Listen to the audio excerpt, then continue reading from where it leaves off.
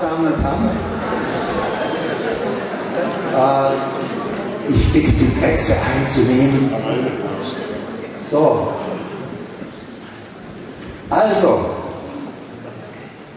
guten Abend, liebe Damen und Herren, herzlich willkommen, liebe Degerlocherinnen und Degerlocher, bei der zweiten Staffel unserer historischen Filme aus Degerloch.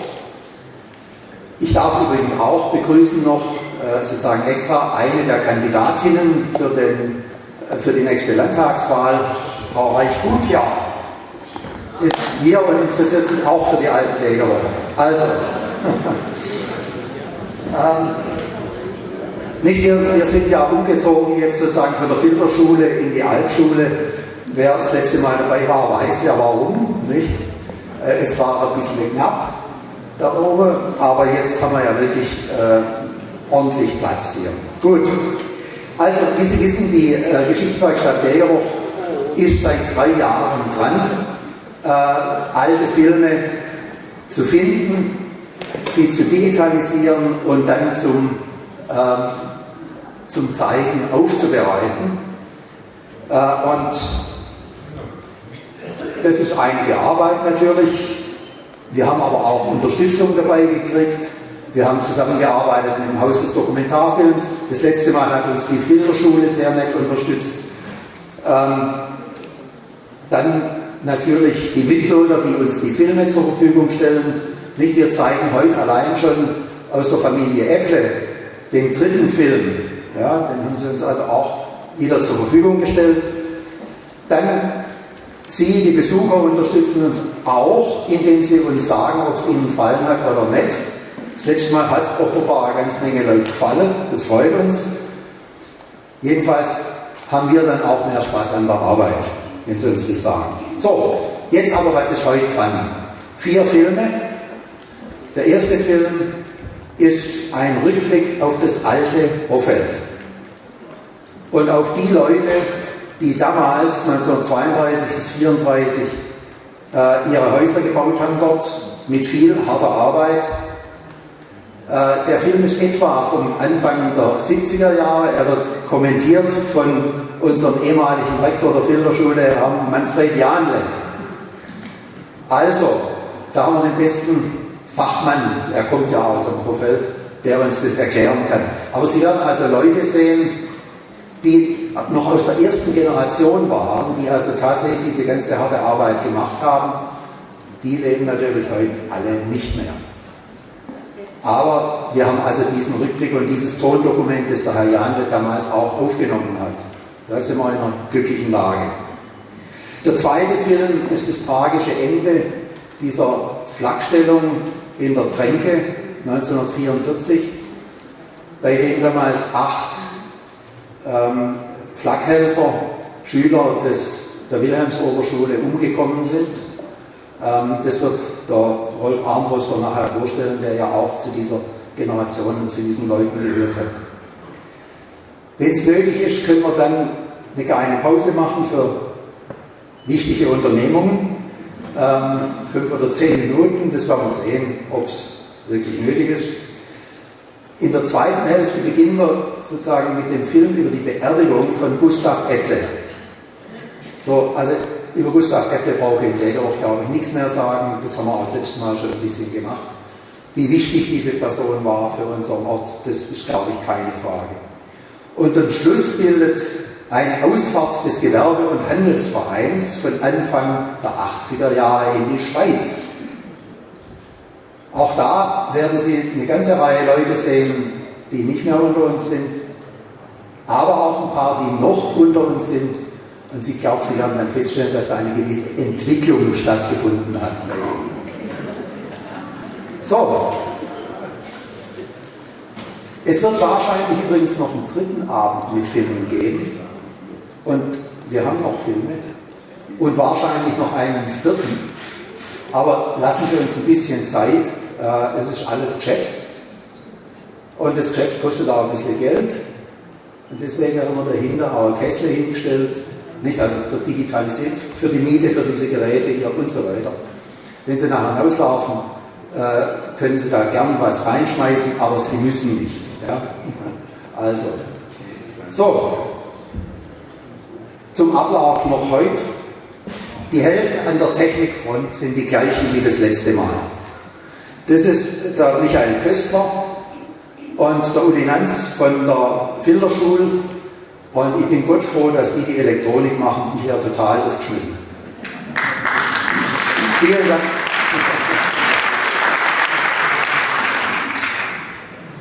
Noch was dazu. Der Herr Köstler nimmt die Veranstaltung und die Filme und die Kommentare auf ein Video auf.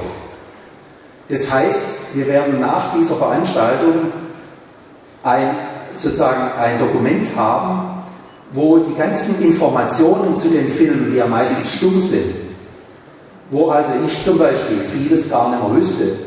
Wir werden aber dann ein Dokument haben, wo diese ganzen Informationen mit drauf sind, sodass auch noch unsere Enkel, wenn sie in 20 Jahren die Filme angucken, wissen, aha, das ist der und das ist der und das ist der.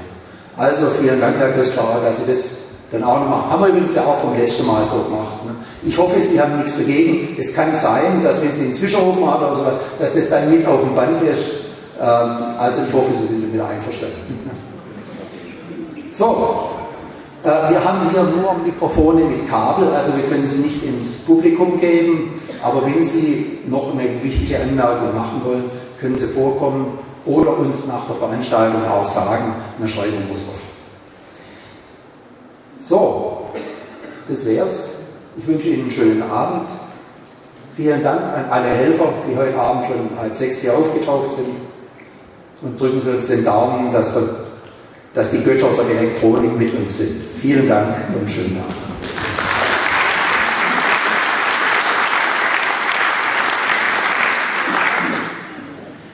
So, okay. Scharf.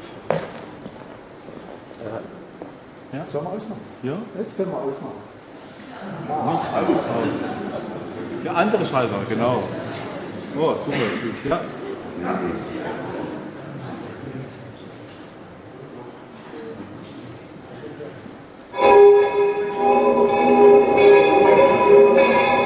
Es ist das Jahr 1972. Wir feiern 40 Jahre Hochfeldsiedlung. Und hier ist noch das alte Kirche drauf. Und ein Jahr gehen auch wieder ziemlich Leute in die Kirche.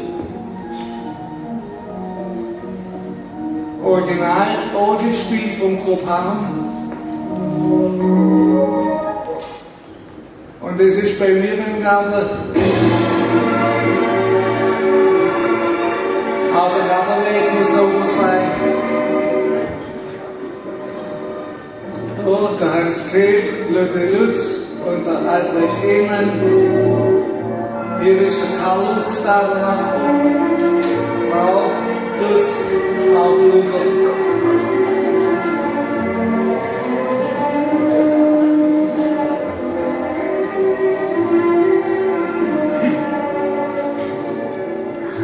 Waren immer schneereiche Winter und er hat halt den Weg so gemacht und dann hat es immer einen Berg gegeben.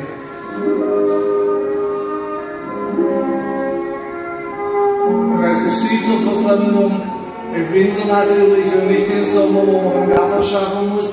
Viele Jahre sind vergangen, aus den Siedlern wurden ältere Menschen und aus den Kindern wurden Erwachsene. Ja, ach so. Ja,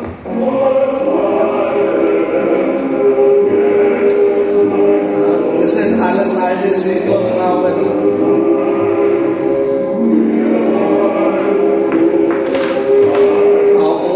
Frau Wild war eine Art Sozialstation und deutsche Vereinsheitliches war Hochfeld, die Jahreshauptversammlung, der Max Wolf, der Kurt Heinz, Frau Schiller und Frau Müller. Frau Müller war die letzte der Siedlerleute, die gestorben ist. Das sind Kämpfs.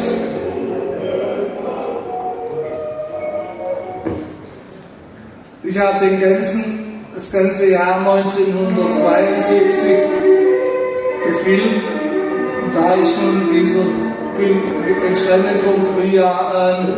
Auf dem Hochfeld. Frühling auf dem Hochfeld.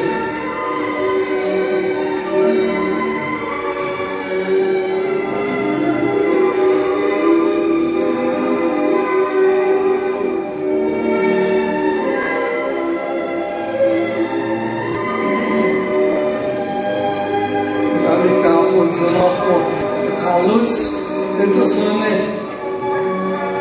Als er hörte, dass sein Sohn Horst in der Pfalz gefallen ist er mit dem Wägel in die Pfalz gefahren und hat ihn geholt.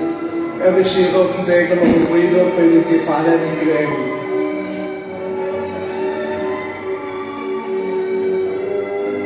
Der Fuchserdone, Frau Koch,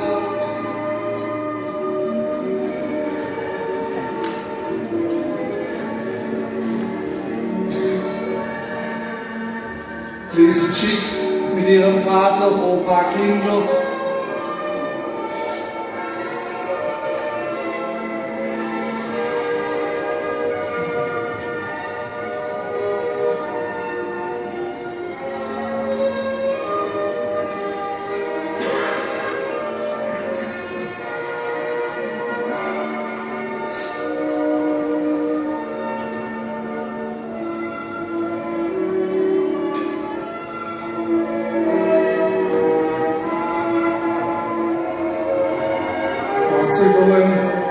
Frau Schweizer,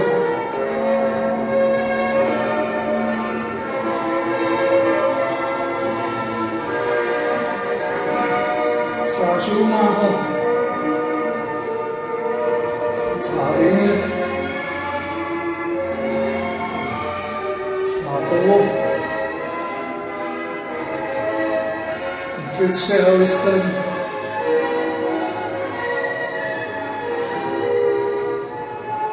Frau Ehmann im Südweg, Frau Bleicher,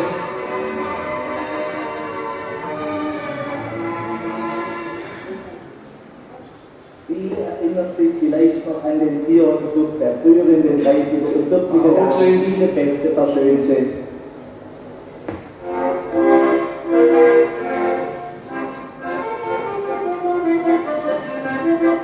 haben dann Schubladen gemacht, die Bergstolz. Und da ist die ganze Familie dann drauf. Karl Bieber als Dirigent.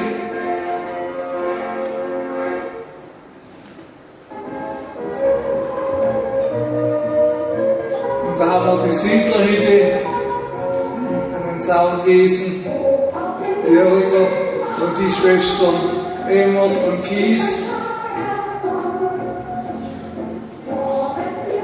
Dorfner hat immer fest mitgearbeitet. Thomas Jernle darf auch mitschaffen.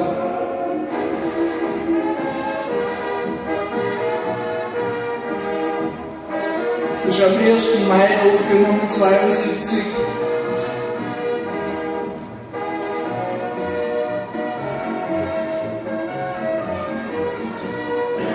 Bei den Funkturmen, Straße bei den Funkturmen, Helmut Holzwart genannt Karle, fährt mit dem Fahrrad entlang. Das ist das Ende der Häuserstraße. Und jetzt sind wir am Südweg, am Haus Jernle. 3 von den 4 Kindern rennen hier den Gartenweg hoch. Und dann ist der Asenwald gebaut worden. Ohne Aufzug ist man halt die 20 Stück hochgelaufen.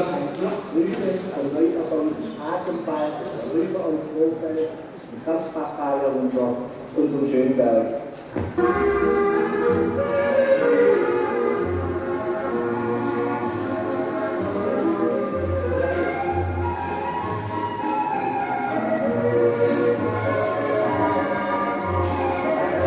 Das ist der Wolfsberg, das einzelne Haus ist das Haus von den Dieters. Die sind am Bettelplatz ausgebombt worden.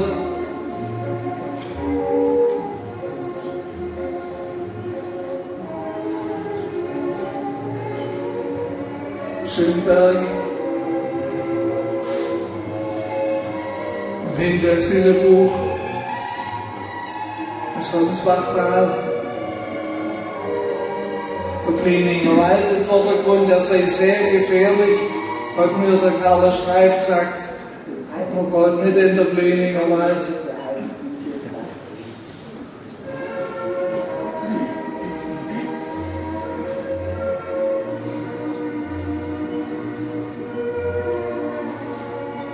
Weiß noch mal das Haus Dieter.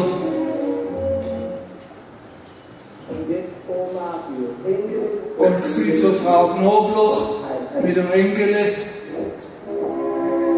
Und das ist Therese Müller, das war die letzte noch lebende Siedlerfrau mit ihrem Mann und Bene.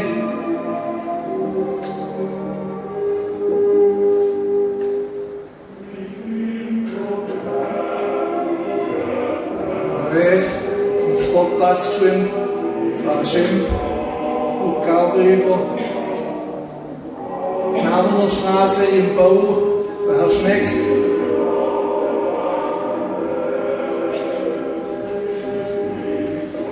Und da wird natürlich gerne Schwätzli gemacht, der Herr Freck und der Herr Serbine. Es ist Sonntag, da kann man ungehindert auf das Filterschultürmle und von da runter gucken über Degerloch Süd zur Falderau. Hochfeld, die alte Siedlung sieht man fast nicht, ist versteckt. Und der Hasenwald, der noch nicht fertig gebaut ist.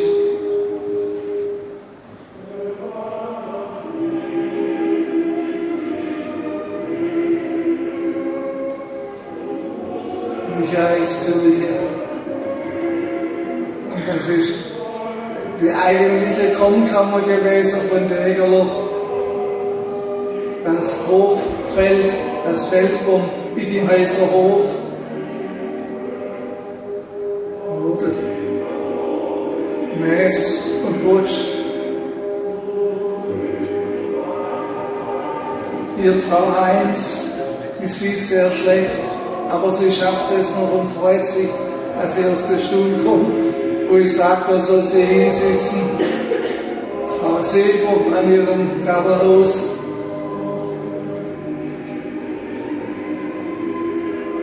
Der Martins und rechts der Herr Kull.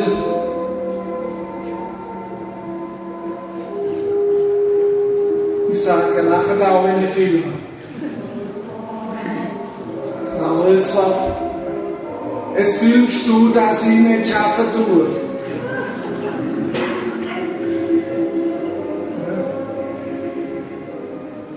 Ach, ich habe gerade aber Spüre. Frau Hofmann.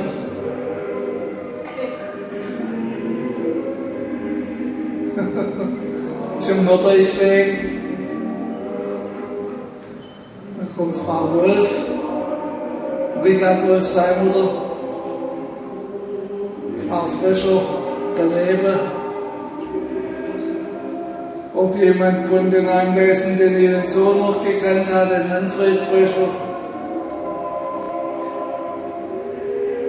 Okay, ja, das Wasser kommt an Beinen, aber das tut man nicht bloß so, da kann danach. Frau Finke mit der Katja, Herr Finke dazu, ein Südbader noch.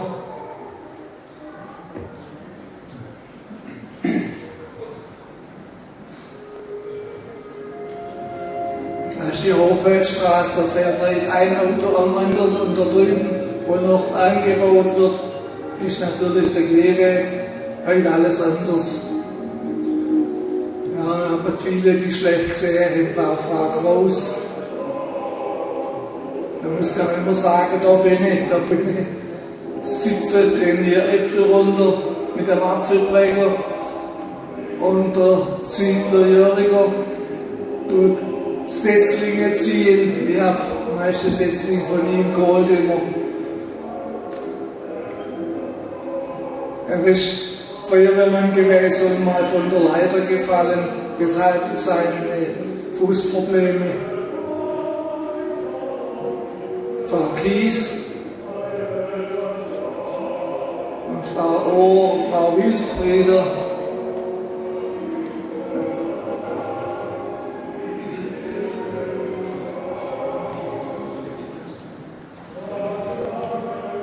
Willi Körper war, kann man sagen, eine Institution, nicht bloß im Hofeld, auch in Degerloch, seine Frau. Und hier Anton Demeter, der Siedlervorstand war und Feuerwehrkommandant.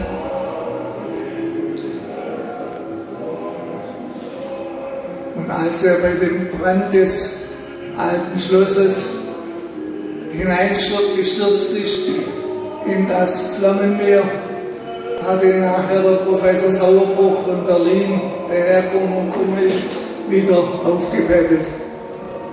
Frau Walter, Frau W.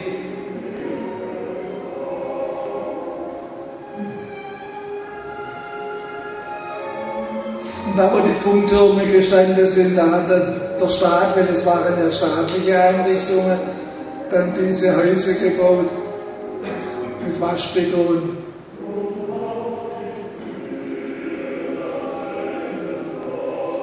Und da ist dann das Feuerwehrhaus vom alten Funkhaus, da haben die Leute gewohnt, die den Sender betreut haben, war Ruth Heinz, geborene Müller, und das sind Bollingers. Und sagt er hingeht und dann sagt er, und das ist die Milch des Alters.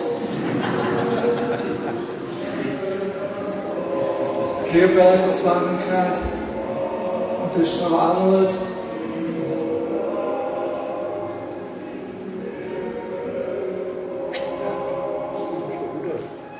Der Rudolf Hoffmann als Siedlervorstand, der hat viel getan in der Siedlung.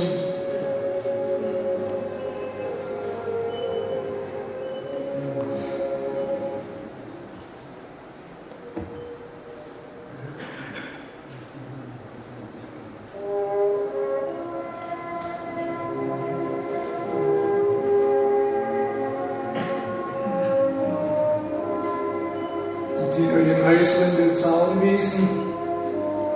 Und da hat man sogar noch Hühner gehabt und der Herr Würstle hat ein Bienenhaus gehabt, da ist er mit seiner Frau.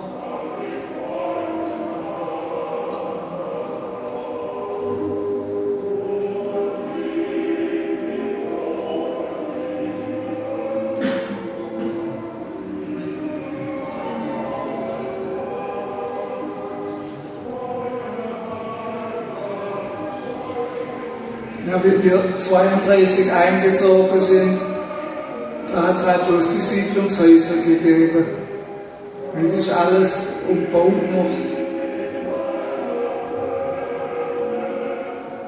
Frau Heid. Die Hofwaldstraße von der Privatsiedlung, Frau Mann. Vom Alteggerweg, Frau Frech mit dem Robert.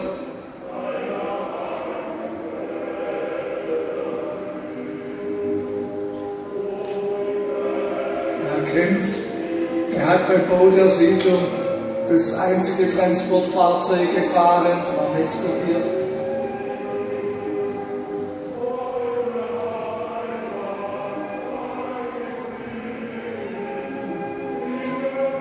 Und Frau Kuhn. Heidi Sisch. Oder Hiss. Südweg wieder, das Haus Janle. Ja, schade, der kommt gerade von der Kirche rein. Aha, weg war's. Herr Hofele hat eine Zeit lang hier gewohnt. Ein nicht unbedeutender Fußballschiedsrichter. Frau Reuer und Helmut Reuer, die Mutter. Da geht sie nochmal. Es ist mittlerweile Herbst geworden, wir sehen es an der Laubfärbung. Frau Stauch, der Herr Schneck, Frau Kohl, Frau Hiss,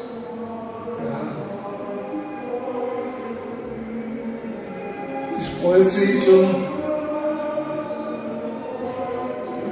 Die ist auch um 50 rum gebaut worden, als die Flüchtlinge, unsere Flüchtlinge gekommen sind und man dringend Wohnraum brauchte, suchte und verwirklichte. Da ist Siedlerhäusle noch drin. Frau Wilhelm, die Mann ist bei einem Bombenangriff aufs Hochfeld ums Leben gekommen. Karl Kost, der hat bei VW gearbeitet. Oder Herr Benger, der ist 96 geworden, Herr Rauch. Stolz sind das. Unsere paar Roller. Und der Friedrich Böttger mit Frau. Karl Weber und Else.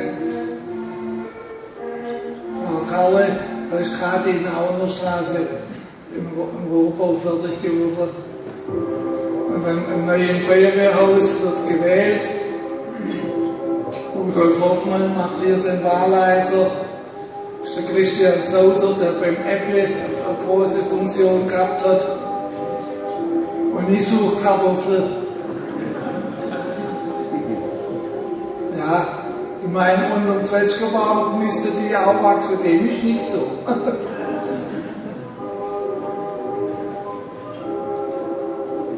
Anton Erhard, der Nachbar. Und Frau Erhard.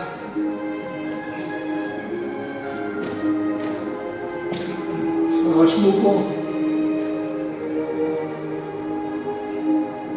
Mit mehreren Kindern. Dens.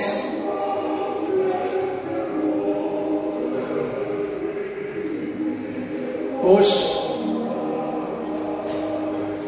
Wir laufen hier rum, sagt er. Frau Jäger, Frau Karcher und weg war's. Frau Hopf, Frau Neff,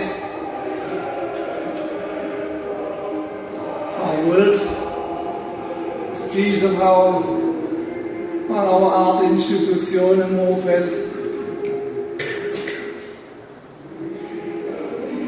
Frau Schiller, am Ende am Anfang der Straße bei den Funktürmen, Frau Fuchs, die hat schöne Tomate. Ja, es ist Herbst, man sieht's. Frau Herrite. Und hier ist der Stollenkies. Waldeckerweg, letzte Häusle. Der hat es organisiert mit dem Stollen im Krieg, dass man sicheren Unterstand hatte. Und ich meine, ich müsste noch Flugzeug fliegen. Ich habe zu meiner Frau gesagt, lass auch mal einen Ton laufen, das tut wie ein Flugzeug. Dann hat sie die Küchenmaschine eingeschaltet. Das sind Sportplätze raus auf der Waldau, das ist Stuttgart Süd und Markuskirche rum. Jetzt sind wir wieder im Hochfeld. Im Neubaugebiet sind die Straßen schon sichtbar. Da unten ist der Schönberg. Das ist wieder Hochfeld. Hier die Straße bei den Funktürmen.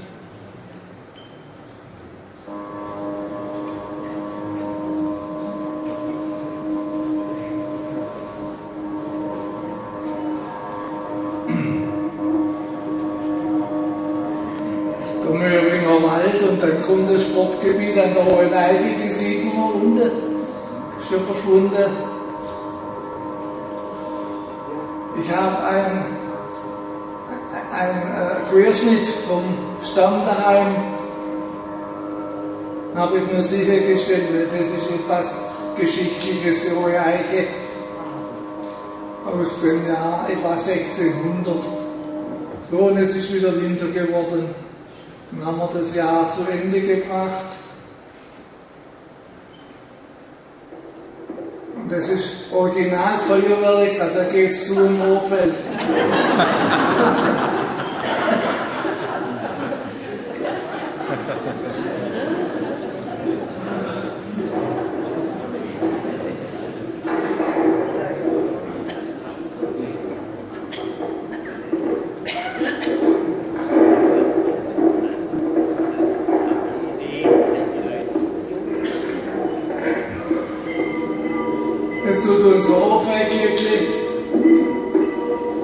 bis 12 Uhr, Silvester, Neujahr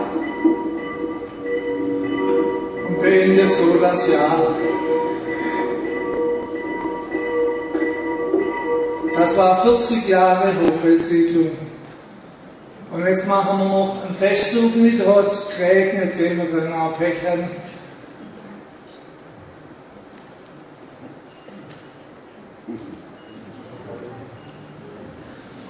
Hoffeldhäusle natürlich dabei. Da müsste der Ton da sein. Da ist kein Ton da. Ja? Nee, der hat keinen Ton. Hat das keinen Ton? Nein. Hat keinen Ton. Oh. Der Fritz Haag, der war immer zuverlässig. Auf den hat man sich verlassen können. Du kommst mit einem Fuhrwerk mit ein paar Leute zum Transportieren.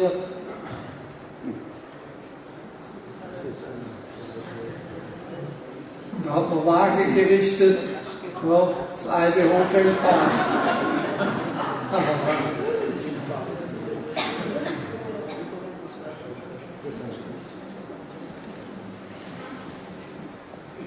Und die Siedlerfrauen, da wird bei ihr Wägele mit dem Beschlag genommen für die Pauke.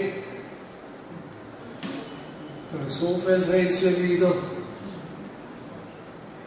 maßstabsgerecht hergestellt. Ist unterm Südweg.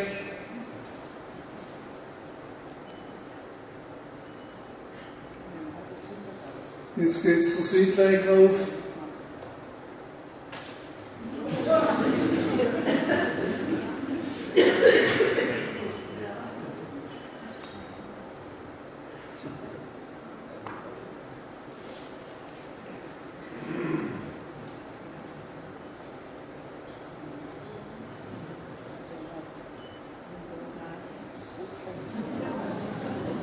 Hoffeldrammler, gell? Da kommst du auch nicht so leicht drauf.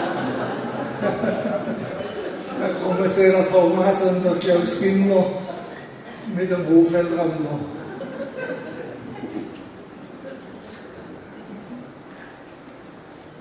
Christel Heuberger, die hat eine Fundturmschraube, eine echte, die führt sie mit.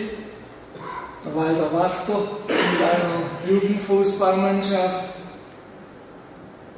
Und jetzt wieder der Fritz Haag mit Ehrenleuten dort an den Demeter. 1932, ja. Das haben wir gemacht aus Anlass 40 Jahre Hoffeldsiedlung.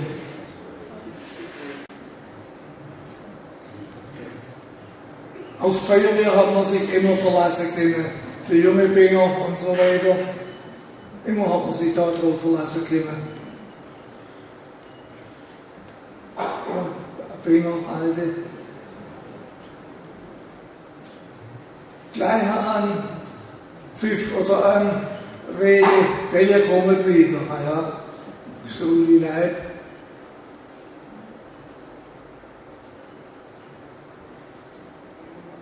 Und im Hofeld haben wir ein noble Auto. Naja.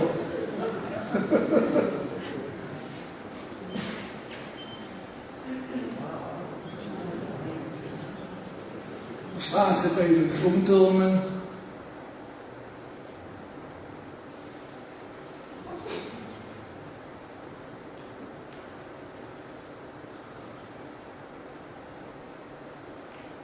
Und da hört es dann auf. Da ist mein Vorgänger, der Herr Hönig, mit dem Sohn Peter Hönig. Und da geht es jetzt übers Feld zum Sportverein Hofeld. Sieht aus wie eine Prozession.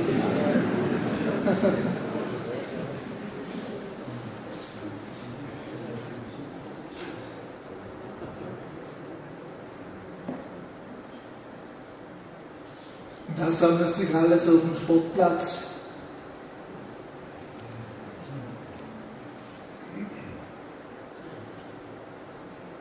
Und da werden noch Spiele gemacht, das Wetter ist nicht gut, muss halt ein bisschen nachsteigern. War halt rutschig, wenn es geregnet hat. War der Wolfgang Heinz, der hat eine Wurst geschnappt.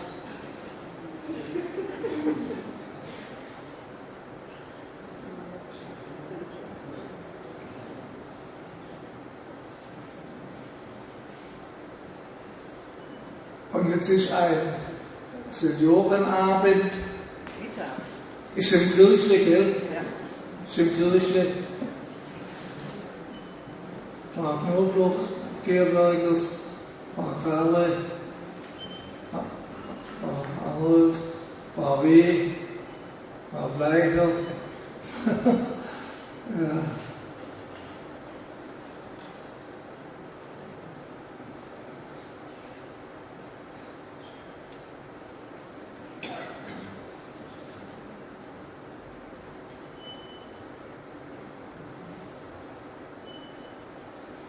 Oh.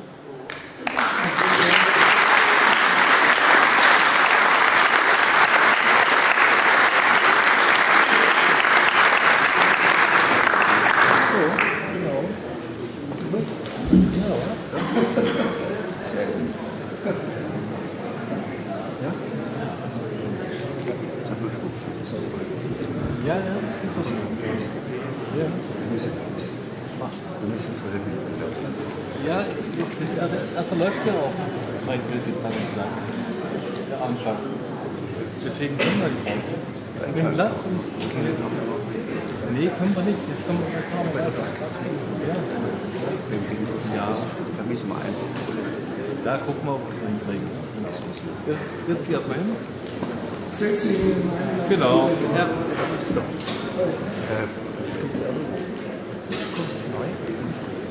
Kommt Platz? Kommt Platz, oder? Ja. Platz? Sag mal was.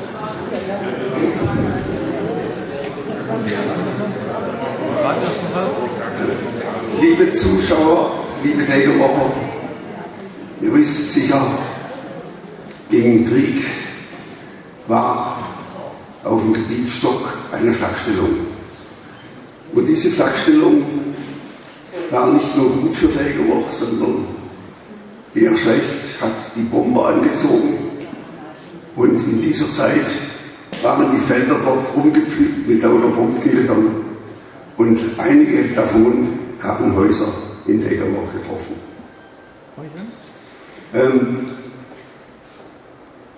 Ich war damals als 15-Jähriger habe ich dann einen Berufungsbefehl bekommen und war dann die Hauptzeit mit 16 bei der Flak, bis wir in einem Angriff der Flak-Boltenhalle niedergemacht wurden und 8 meiner Schulkameraden sind gefallen und 10 Flaksoldaten.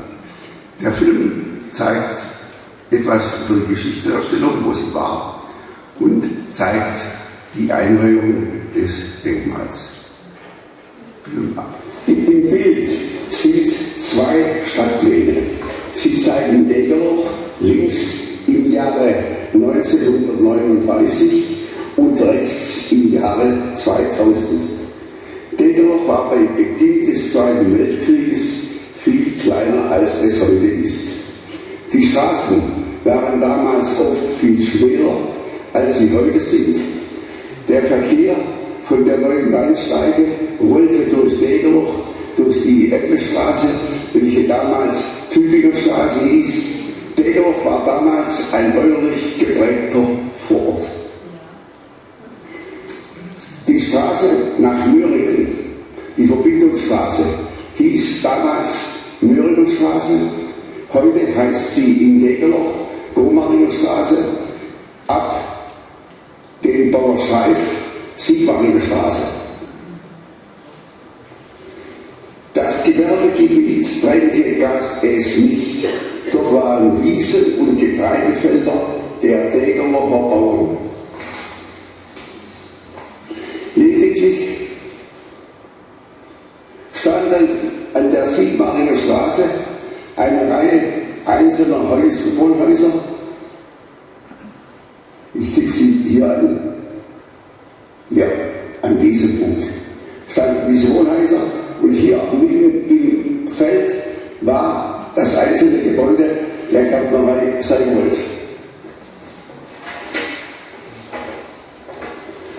Dies änderte sich, als ab 1942 die Bombenangriffe auf Stuttgart zunahmen. dieses Jahres die Bagger anrückten, um im Gewand Stock eine Flakstellung aufzubauen. Ihre Lage habe ich in beiden Plänen dargestellt.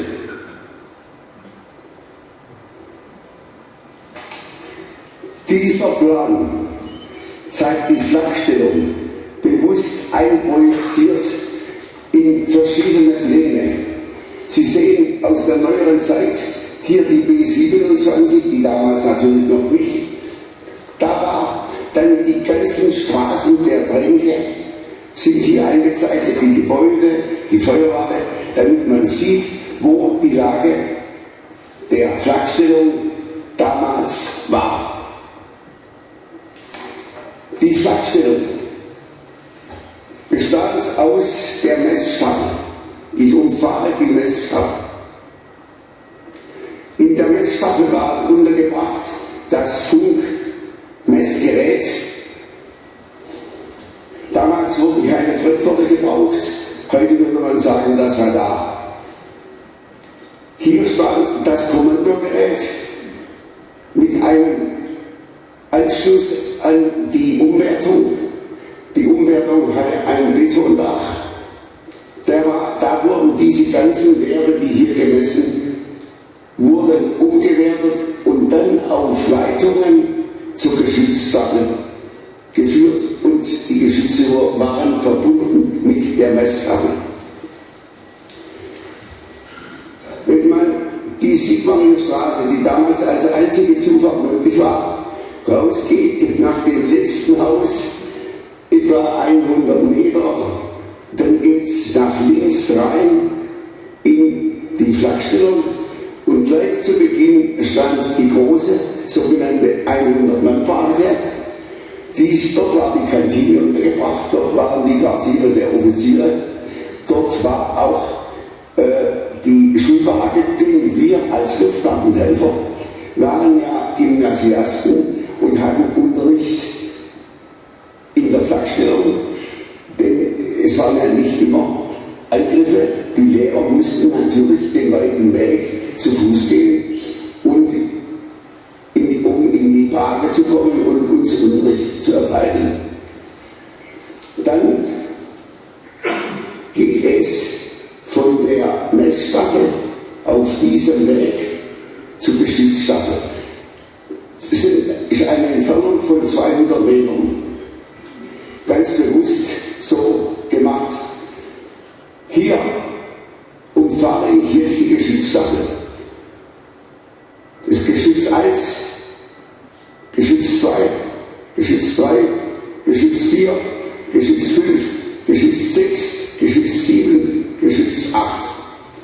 8 Geschütze mit den Kalibern 8,8 cm, das waren die schwersten Flakgeschütze, die Deutschland im Zweiten Weltkrieg hatte. Dazwischen waren Mannschaftswagen.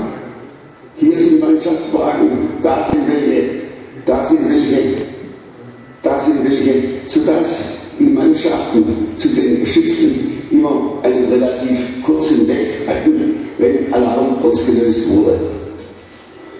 Am Verbindungsweg zwischen Messstaffel und Geschützstaffel waren hier auf 2 Städten Schnellfeuergeschütze auf Hochstädten untergebracht, welche Tieffliegerangriffe auf die Flakstellung abwehren konnten. Dieses Bild zeigt eine Luftaufnahme der Royal Air Force vom 25. März 1944. Die Geschützstaffel sieht man hier. Es sind hier 6 Geschütze. Das 7. wird gerade hier ausgebaggert und hier stand später kurz drauf das 8. Geschütz. Man sieht hier deutlich diese Häuserzeile in der Sigmaringstraße. Man sieht diesen Feldweg mit der 100-Mann-Barke. Man sieht diese Messstaffel.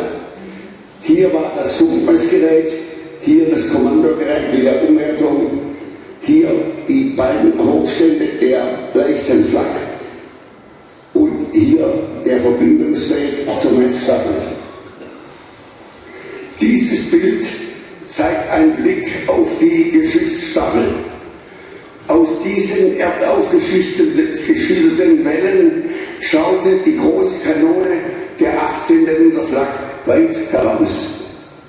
Man sieht im Hintergrund die Baracken, in denen die Luftwaffenhelfer der Geschichtsstaffel untergebracht waren. Dieses etwas beschädigte Bild zeigt den Blick von der Geschichtsstaffel auf die Messstaffel. Man sieht hier außen das Funkmessgerät, in diesem Abwahl stand dann das Kommandogerät und hinter diesem Wagen die Umwertung. Die Leitungen von der Messstaffel zur Geschichtsstaffel verliefen ganz bewusst an diesen Holzplatten offen dargestellt, damit sie bei einem eventuellen Angriff und Beschädigung sofort geflickt werden konnten.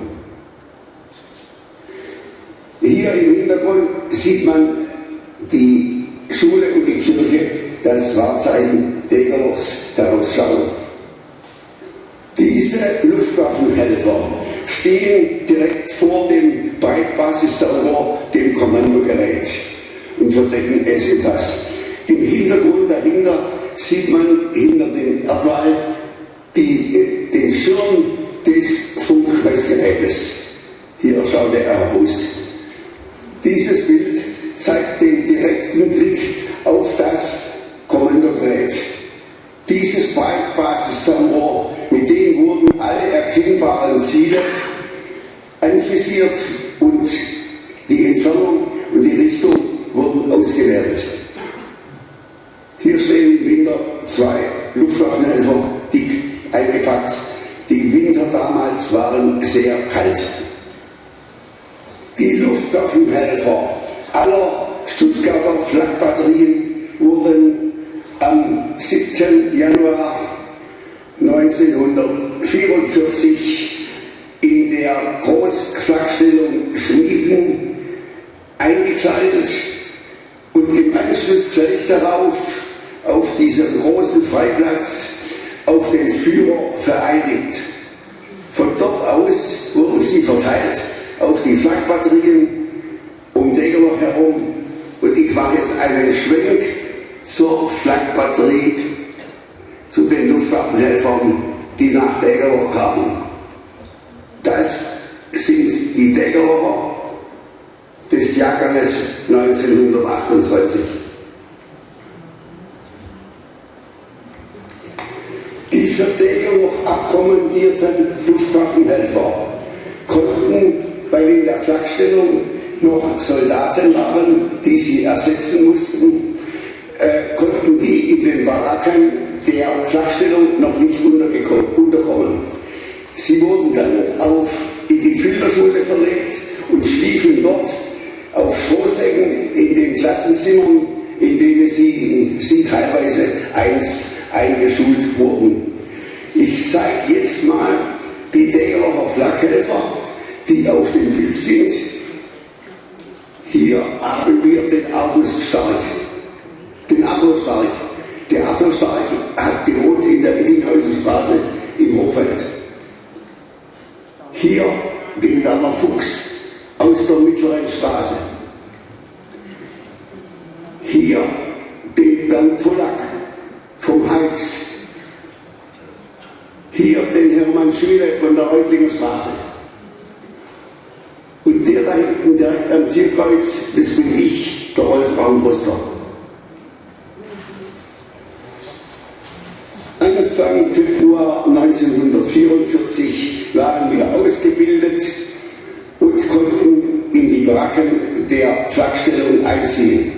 Unsere 7 Sachen transportieren wir mit einem Pferdefuhrwerk Richtung Flakstellung, und weil wir damals genauso Lausbuben waren, wie sie es heute auch sind, haben wir so viel Blödsinn gemacht und den ganzen Karren in den Straßengraben gefahren. Dann kam der 29. Juli 1944 das Aus unserer schweren Flakbatterie. Schon während des laufenden Jahres 1944 wurden wir bei jedem Angriff auf Stuttgart besonders angegriffen. Die Felder um uns herum waren gesät von Bombentrichtern und dieses Bild einer Luftaufnahme der Royal Air Force zeigt die zerstörte Flakstellung, aber auch diese vielen Bombenleger hier überall in den Feldern und Wiesen um die Flakstellung herum. Diese Treffer sollten alle uns gelten. Am 29. Juli aber kam ein tiefliegender Bomber. Leider Gottes hatten wir die Flakgeschütze der leichten Flak, die für Tiefangriffe ausgerüstet gewesen wären, abgeben müssen an den Atlantikwall.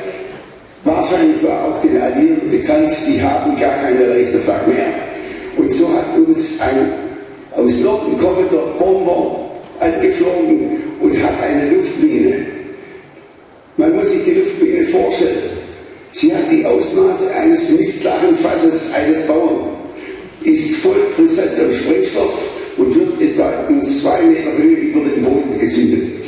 Und diese Luftmine fiel hier herunter. Da war der Radarschirm direkt neben dem Radar, neben dem Funkmessgerät, fiel diese Bombe, hat gar keinen tiefen Einschlag gegeben in die Erde, weil der ganze Druck nach außen ging. Hier war die 100-Mann-Baracke, hier sieht man die Wagen, es sind nur noch Trümmer. Auch hier von der 100-Mann-Baracke ist nichts mehr übrig geblieben, außer Trümmer.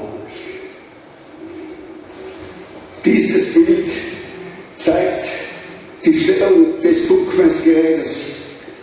Unmittelbar neben diesem Schutzwall ging die schwere Luftmine herunter. Man sieht hier die Fassung des Radarschirms.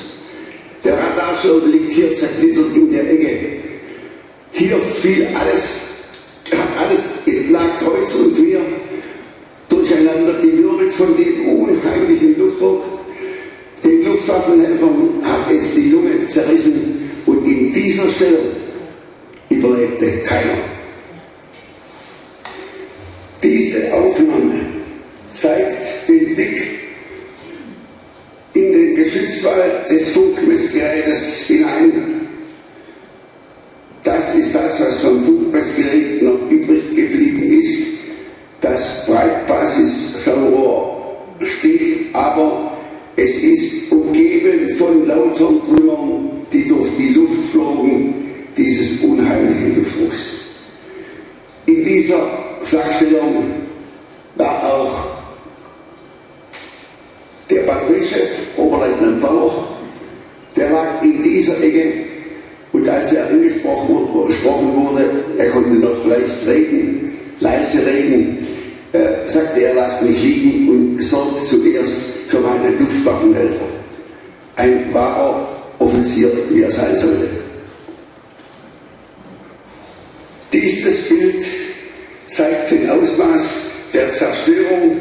In einer Entfernung von 200 Meter waren die Baracken, die Mannschaftsbaracken der Geschützbesatzungen so zerrüttet, dass sie unbrauchbar waren. Sie sahen so aus wie in diesem Bild. Hinter den Geschützwellen der Geschütze hat man so gut wie nichts bemerkt.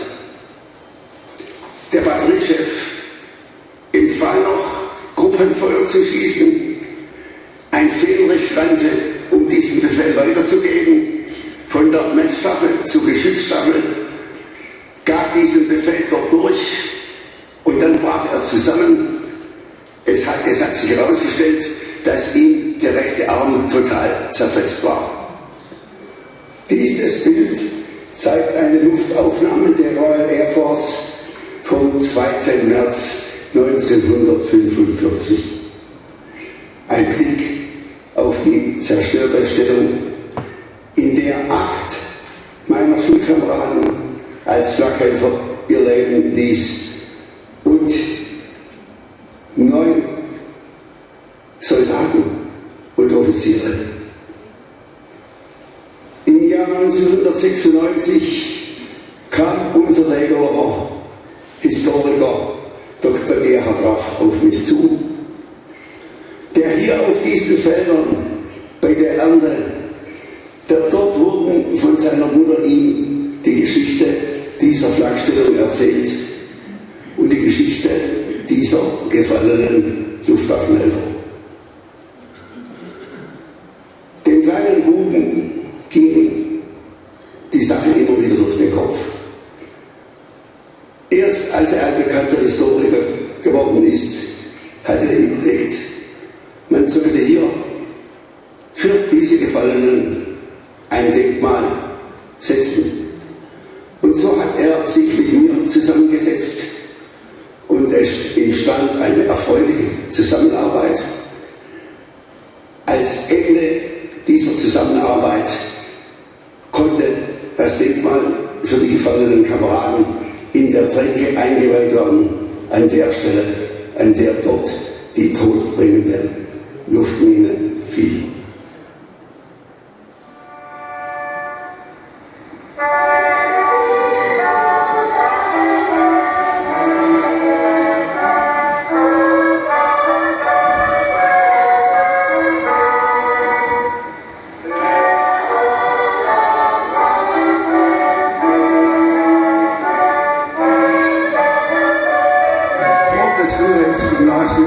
Begleitete die Feier von Anfang an.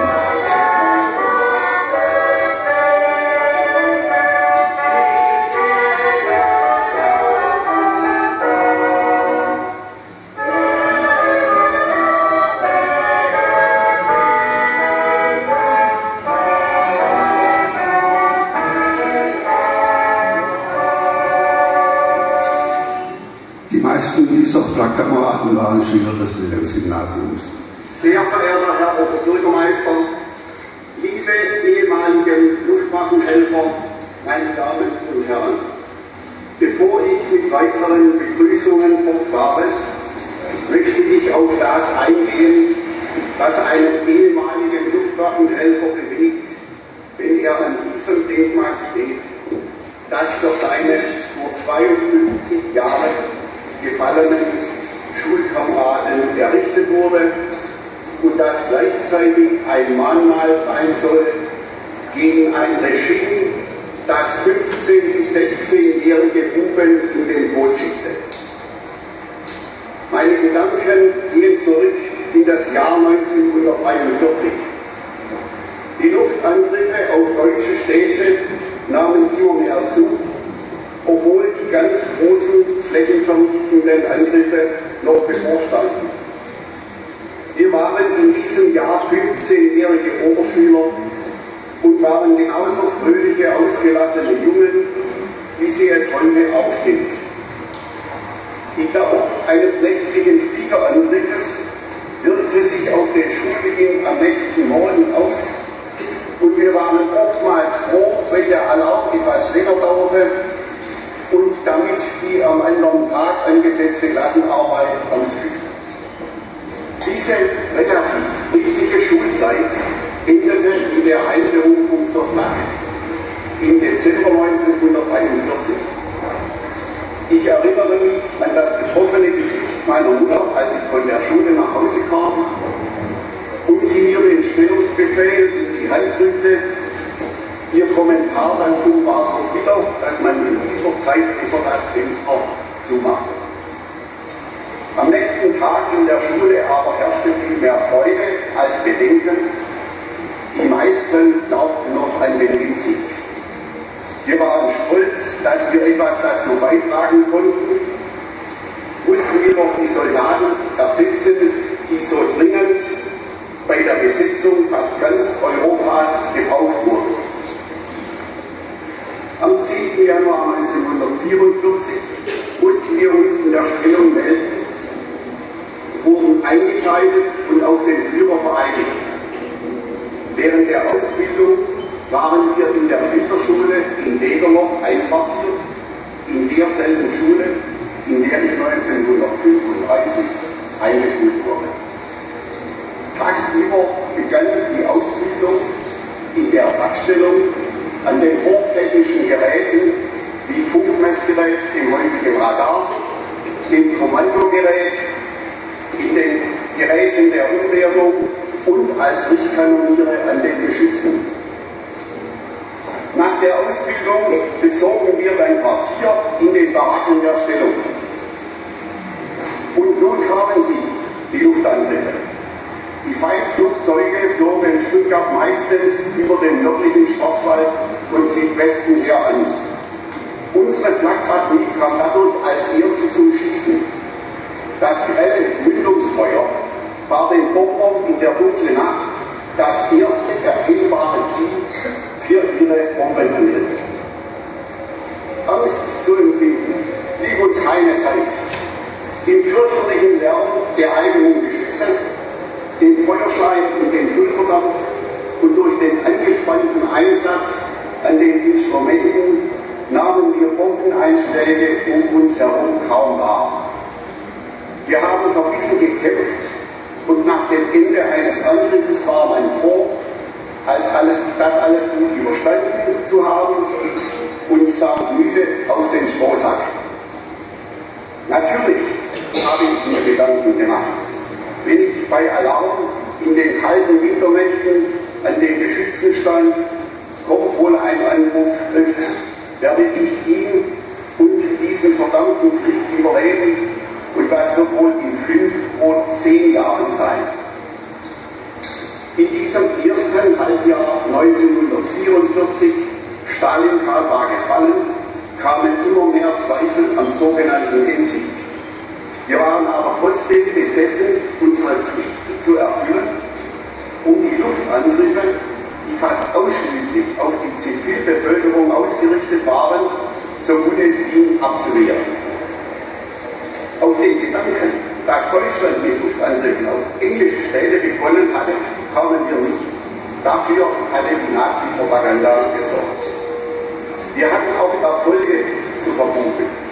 Fast bei jedem Angriff auf Stuttgart waren wir an einigen Abschüssen dieser 4-motorigen Bomber beteiligt. Ich erinnere mich, bei einem Angriff im März 1944, als große Teile Lyriens und Echtens zerstört wurden, wurde eine Lancaster direkt über Degerloch abgeschossen. Diesen Bomber hat es mit voller Ladung in der Luft derart zerrissen, dass die Wrackteile weit über Degerloch hinaus zerstreut herunterkamen. Die Flugzeugkanzel stürzte auf eine Scheune in der Ortsmitte Degerlochs. Dann kamen die 3 schweren Jugendangriffe 1944. Sie bedeutete nicht nur das Ende unseres alten historischen Stuttgarts, sondern auch unserer Flachstellung hier an diesem Ort und löschten das Leben unserer 18 Kameraden aus. Schon beim ersten dieser Angriffe wurde unsere Stellung, wir hatten wieder einmal als Erste mit dem Schießen begonnen, mit einem dichten Bombenkämpf belegt. Ein Geschützführer wurde getötet und mehrere Soldaten verwundet. Beim dritten Angriff aber erwischte es uns endgültig. Es war ein kleiner Angriff auf Stuttgart, aber wahrscheinlich auch ein gezielter auf unsere Stellung. Die Messstaffel reagierte einen schnell anfliegenden Bomber in relativ niederer Höhe in direktem Anflug auf uns. Die Geschütze schwenkten sehr schnell von flacher auf steile Neigung. Alles ging sehr schnell, bis eine gewaltige Detonation einer schweren Luftmine, welche genau an dieser Stelle des Denkmals, Mittelpunkt des Richters war etwa hier, fiel und alles zerstörte. Durch den Druck wurden die Baracken, die teilweise in 150 Meter Entfernung an der Schiffsstaffel standen, weggeblasen. Alles wirbelte durch die Luft und nicht nur das Material, sondern auch die Menschen. Der Batteriechef Oberleutnant Bauer, ein vorbildlicher und mutiger Offizier, den wir alle ausnahmslos sehr schätzten, befahl noch im Sterben: lasst mich liegen und versorgt zuerst meine Luftwaffenhelfer. Und mit seinen letzten Worten befahl er einem Friedrich, Kommando an die Geschütze zu geben, Sperrfeuer zu schießen. Dieser rannte mit zerfetztem Arm zur Geschichtswekstatt. Jede elektronische Verbindung war ausgefallen und übergab noch diesen Befehl. Es war ein unvorstellbares Chaos. Trümmer der großen 100-Mann-Baracke brannten lichterloh. Das Schlimmste war eingetreten. Von der Besatzung des Funkmessgerätes überlebte niemand. Und auch unsere Kameraden an dem Kommandogerät und in der Umwertung gab es viele Tote. Mit das Traurigste war, als die Eltern in die Stellung kamen und nach ihren Söhnen fragten. Und keiner sich traute zu sagen, dass sie tot waren. Es waren Helden und man muss sich heute fragen, für wen und für was sie ihr Leben ließen. Als ich vor einem halben Jahr erfuhr, dass sich unser Degerlocher Historiker, Herr Dr. Gerhard Aff, mit den Luftwaffenhelfern und dieser Flakstellung befasste, habe ich ihn angerufen. Gemeinsam begann eine erfreuliche Zusammenarbeit, an der sich noch weitere ehemalige Luftwaffenhelfer beteiligt haben. Herr Dr. Aff hatte die Idee mit dem Denkmal und dem Bildhauer Markus Wolf. Ich trug vielseitiges Dokumentenmaterial zusammen und so war es mir möglich, die genaue Lage aller Einzelheiten unserer ehemaligen Batterie festzustellen, einschließlich des genauen Einschlages der todbringenden Luftmine. Luftaufnahmen der Royal Air Force haben es mir ermöglicht. Für ein Denkmal braucht man einen Standort und die Zustimmung der Stadt. Das Erfreuliche dabei war, dass wir bei der Stadt Stuttgart nur offene Türen eingerannt haben. Besonders bedanken möchte ich mich bei unserem Baubürgermeister, Herrn Professor Hans-Martin Bruckmann. Lieber Herr Bruckmann, Sie waren von Anfang an dabei und haben uns unterstützt und beraten. Dafür meinen herzlichen Dank. Während den schrecklichen Bombennächten habe ich es nicht für möglich gehalten, dass es uns noch einmal so gut wie heute gehen könnte. Und dass mit über 50 Jahren die letzte Friedenszeit folgen würde, die Deutschland je erlebt hat. Auch ich bin dankbar dafür, dass ich überleben durfte und wünsche uns und unserer Jugend eine friedvolle Zukunft.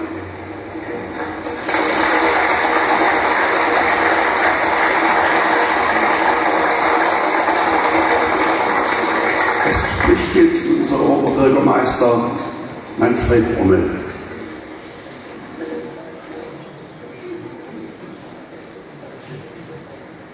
Lieber Armbruster, lieber Kraft, verehrte Stadträte, lieber Herr Buchmann, meine sehr verehrten Damen und Herren, es gibt schon irgendwie auch in der heutigen Zeit für Angehörige meiner Generation bewegend, wenn hier zwischen lauter modernen Gebäuden, schönen Räumen, plötzlich ein Denkmal steht, das daran erinnert, dass im 29. Juli 1944 acht Luftwaffenhelfer und 10 Flaktionen umgekommen sind. Man kann sich nicht mehr vorstellen, wie bitter das Leid der Familien war, dass ihre Söhne, wie das Leben eigentlich war, so schrecklich empfinden. Der motivierende und narkotisierende Begriff der damaligen Zeit war das Vaterland. Niemand oder wenige haben gefragt, wer das Vaterland eigentlich ist. Wir alle haben, die einen früher, die anderen später, herausgefunden, dass sich unter dem Begriff des Vaterlands niemand anderes verbarg als Adolf Hitler. Adolf Hitler war kein Patriot. Er hat, um möglichst lange zu überleben, bis zum letzten Stein in Deutschland Krieg geführt. Diese Zeit ist ohne Diktatur nicht erklärbar.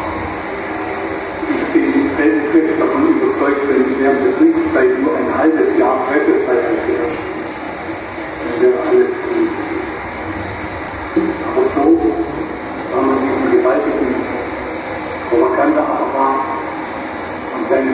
Rettungshilfen ausgeliefert. Derjenige, der dagegen war, war gut geraten, das für sich zu bereiten. Die meisten Damen wussten nichts oder wussten etwas und waren froh, wenn es vergessen konnte. Das ist das Mal erstens einmal zu bedenken an die Menschen, die in so jugendlichen Alter hier das Leben verloren. Einmal zur Erinnerung an eine grausame Zeit. Vielen Dank nochmal allen, die am Zustande kommen.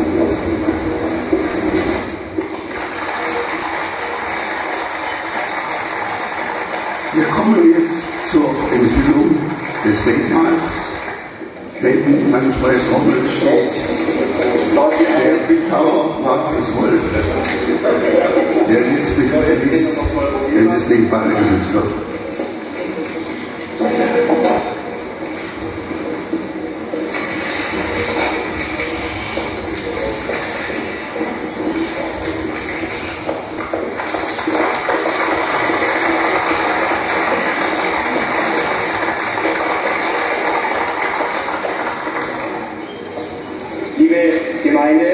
Ich schließe an den Choral unserer Schüler. Der Festtag geht aus mit der Ansprache von Pfarrer Lehn. Der allertreuesten Pflege dies, der den Himmel lenkt. Der Wolken, Luft und Winden gibt Wege, Lauf und Bahn. Der wird auch Wege finden, da dein Fuß gehen kann. Sie sollen nicht vergessen werden, die 8 Buben unseres Wilhelms-Gymnasiums und die 10 Flaksoldaten.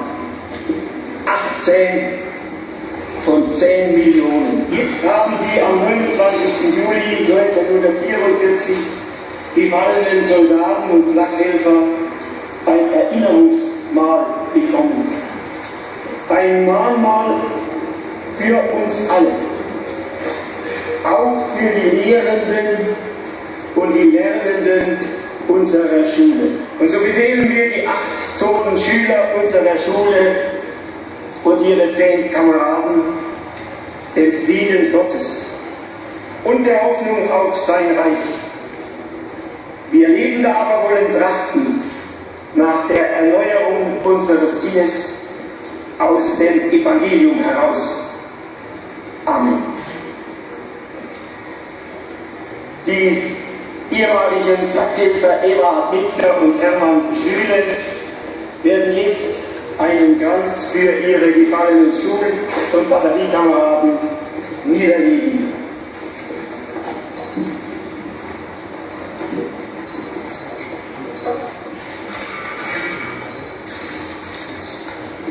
Ein Kranz für Oskar Dilger, Werner Fuchs, Egon Huber, Günther Rommel, Erich Sattler, Arthur Stein, Ulrich Strauß, Helmut Strobel. Wir beten gemeinsam: Vater unser im Himmel, geheiligt werde dein Name, dein Reich komme, dein Wille geschehe, wie im Himmel, so auf Erden.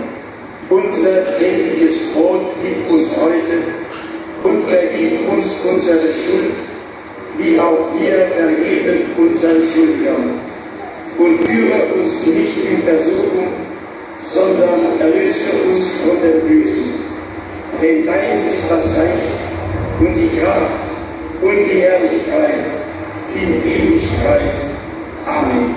Der Chor unserer Schule singt den Choral: Was mein Gott will, das gescheh allzeit. Sein Wille ist der Beste.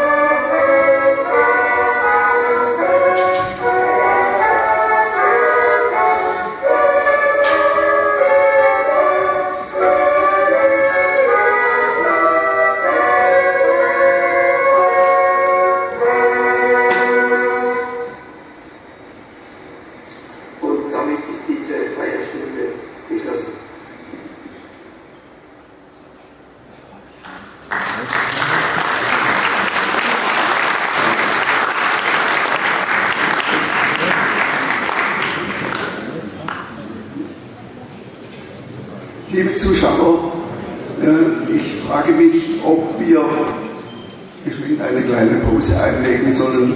Wir können nicht. Es hat viel länger gedauert wie geplant. Viel länger gedauert. Wir müssen weitermachen. Jetzt nicht zeitlich. Wir müssen weitermachen. Gut, wir machen weiter. Guck mal, ja. Ich stelle das Leben größer, okay? Ja. Und du brätst schon mal, okay? Ja. Ja. Licht aus, bitte. So. Also, es tut mir leid, aber wir sind in der Zeit zu weit nach hinten gerutscht schon.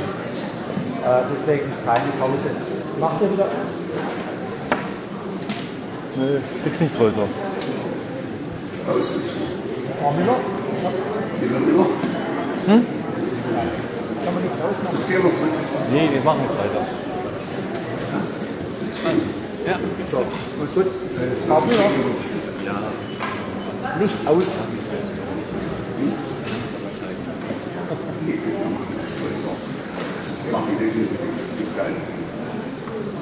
Also, ich kann nicht so bleiben. Ich meine, ich habe 4 Meter Bildwand und mache ein kleines Bild. Ich muss halt ein Tisch weiter weg. Deswegen machen wir jetzt hier einen guten Saal. Die da hängen, das sehen auch bloß so ein Briefmarkenbild. Ja, kann man das überhaupt? Das kann man. Wir müssen halt mit allen zurück. Ach du lieber Gott. Ja. Also das kriegen wir, das ist doch festgeklebt. Ja. Die Leitungen sind festgeklebt, Genau. alles ist festgeklebt. Das geht nicht. Wir müssen jetzt einfach so. Ich muss doch überlegen, ob auf Bildwand zu spielen. Ja, das können wir nicht jetzt machen, du. Die Bildwand kann man zurückschieben. Das ist das Einzige. Ja, die Bildwand kann man zurückschieben. Aber.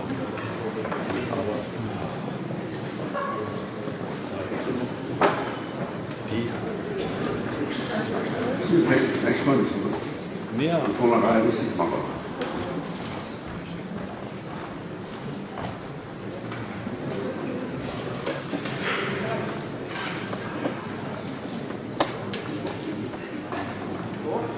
So, ja.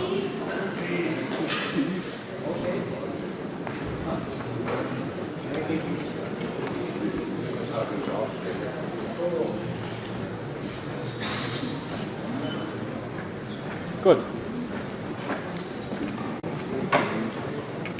Okay. Das ist so wie. Ja. Ja, wieder. Also, Warum nicht? Ja. Du musst hier helfen.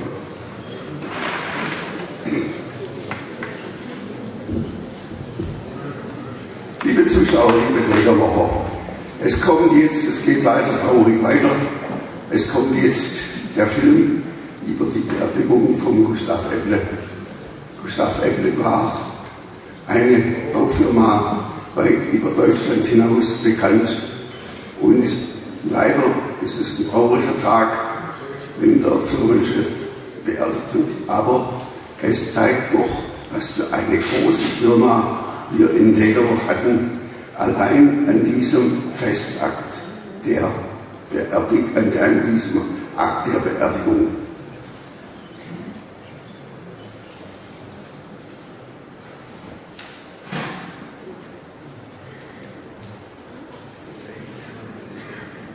Die Polizei sperrte die Straßen ab. So viele Leute waren gekommen.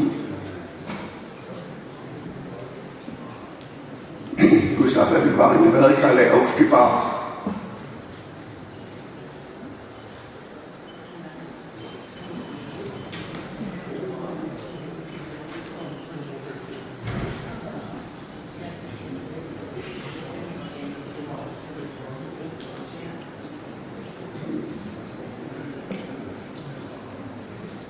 Mein Name ist Peter Pfeiffer, der Wolf Armbruster hat mich gebeten, als Neffe von Gustav Ebble zu diesem Film das zu sagen, was ich noch weiß. Ich war damals 26 Jahre, als Gustav Ebble beerdigt wurde. Er starb 72-jährig an einer Krankheit, die man heute heilen könnte. Also die ganze Stuttgarter Prominenz hat man gerade gesehen mit dem Oberbürgermeister Dr. Bett, dann die ganzen Professoren der Hochschule, der Rektor der Hochschule.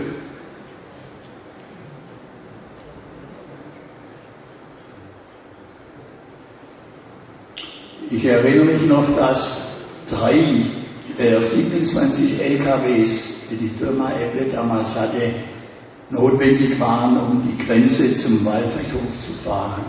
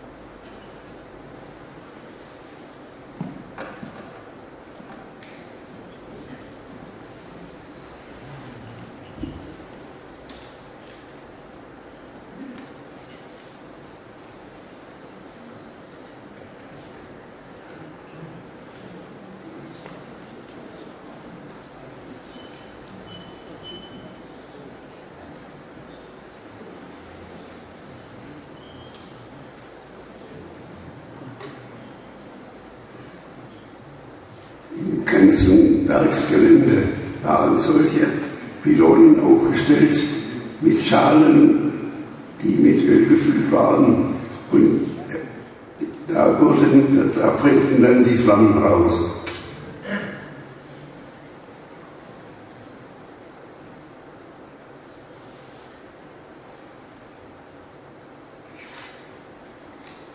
Die Belegschaft trägt den Sarg. Obermeister Christian Sauder,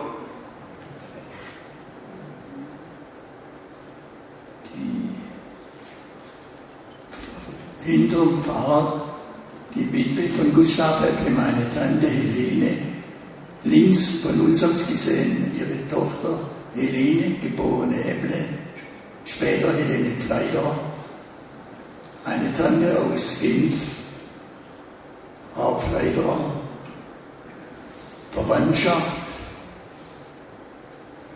in der Mitte Wilhelm Langheck, der langjährige Werksleiter von Daimler-Benz Sindelfingen, Pierre Berra, ein Prokurist der Firma und Verwandter von uns, von Gustav Epple. Hier wieder, links sogar ich, wusste ich gar nicht, dass ich da drauf bin. Vor mir wieder Pierre Berra, Magnifizenz, aber den Namen weiß ich nicht mehr. Klett, OB von Stuttgart. Rektor der Universität. Ja.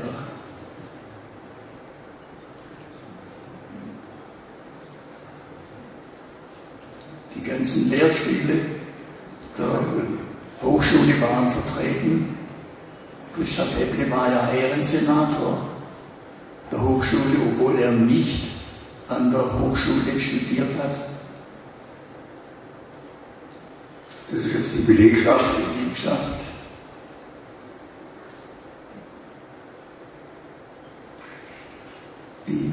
Die wir selten in einem Betrieb so hinter ihrem Schiff gestanden haben wie bei Epple.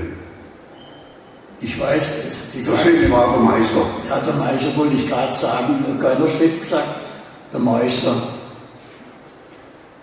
Er war ja von Beruf Baumeister, der Beruf wurde damals so bezeichnet, nach einer Zimmererlehre hat er noch den Baumeister gemacht. Okay. Und der damalige Bauschule, heute Fachhochschule für Bauwesen. Da hat man noch Zylinder getragen zu Feierlichkeiten, zu Beerdigungen, Hochzeiten. Das war einer der LKWs, die die Grenze auf dem Friedhof zum Grab fahren mussten.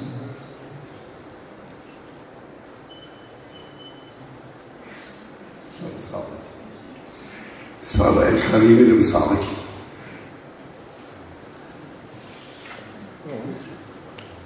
Ja, der Film ist beendet und damit auch der etwas Traurigkeit unserer Filmveranstaltung. Und jetzt geht es weiter und da gibt es auch was zum Lachen. Wir zeigen jetzt den Film der Reise des GHVs an den Genfersee und an den Moublar.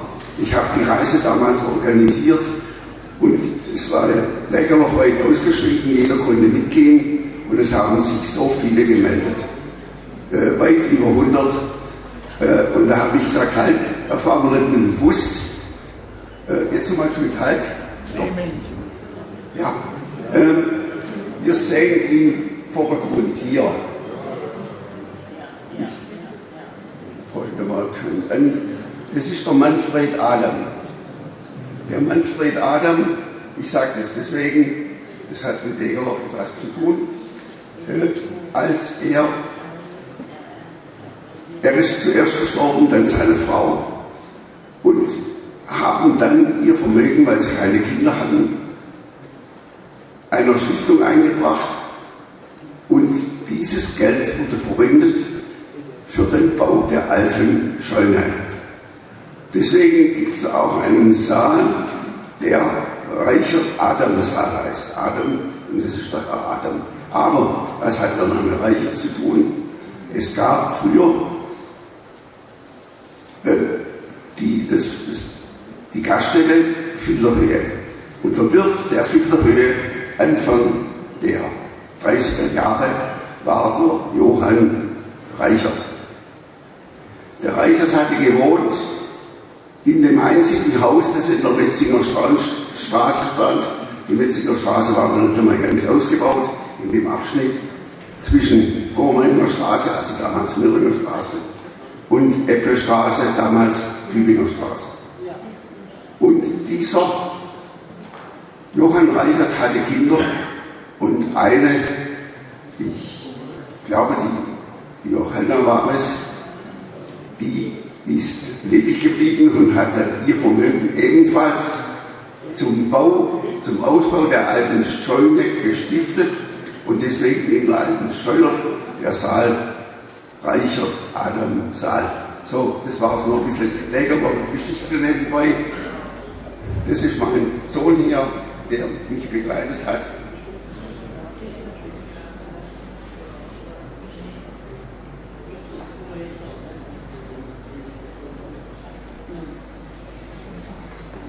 Das ist meine Frau. Das ist wieder der Herr Adam. Das ist die Frau Clement. Der Clement war leitender Angestellter bei Webber, das ist der Rolf Heide. Das ist der Martin Frech. Ich hoffe, er ist schon da. Der Sohn von Heide. Dann die Familie Schneider. Schneitz hat ein Baugeschäft früher in Degerloch, eine große Baufirma. Das ist der Herr Schreibler, der Horst Schreibler, Buchhändler Müller. Das ist der Fischhändler Spirr, der Kurt Spirr. Das ist das Ehepaar Lehrle. Lehrle war Statiker in der Reutlinger Straße, hat mitgewohnt. Das ist der Eberhard Hutzel und die Frau Margret Hutzel. Im Vordergrund das Ehepaar Albrecht, damals aus der, wenn auch nicht mehr damals, aus der kleinen Vaterstraße. Und das ist die ganze Automeierei, die Familie Meier, Automeier. Und das ist im Zug vorne der Heinz Clement, klarleitender Angestellter beim Äpple, hinter der Rolf Heide.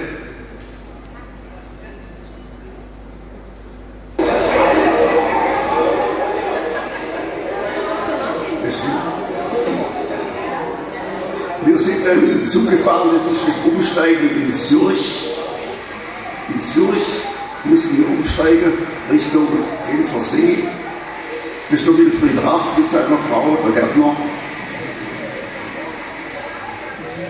Das ist massiv frech. Das ist der Heinz Clement hier.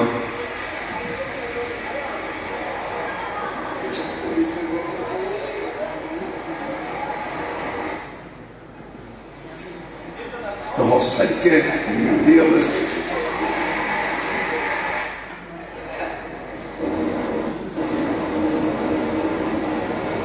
Es ist halt so, bei so einer großen Gesellschaft ist die Unterhaltung im Zug natürlich ideal. Während dem Bus sitzt halt ein paar Bus nebeneinander und so kann man sich hin und her bewegen und es ist überall ein Wortskaute, man sieht es den Gesichter an und einer der Lied und kann auch mal Strafe.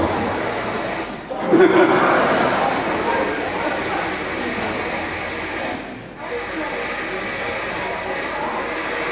ist die Leitrautreihe und die Frau Clement wieder.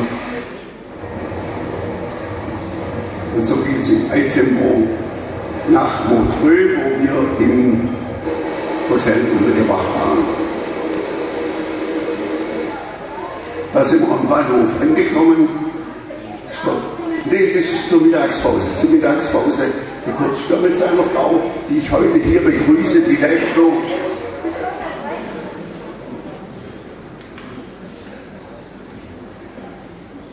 Hier. Er hatte große Fischeinrichtung gehabt, dort wo jetzt die Filmatheke ist. Das war ein super Wagen für Fische.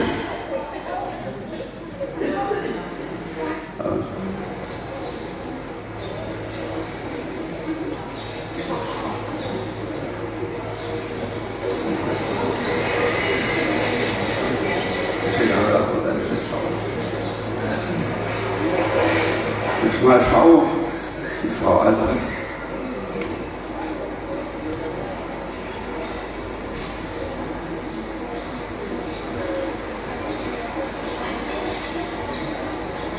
Eberhard Hützel, Martin Frech,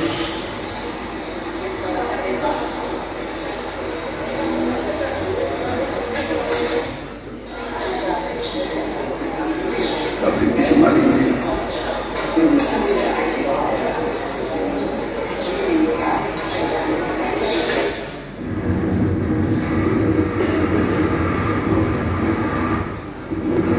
So, und jetzt geht es weiter mit dem Zug nach Montreux.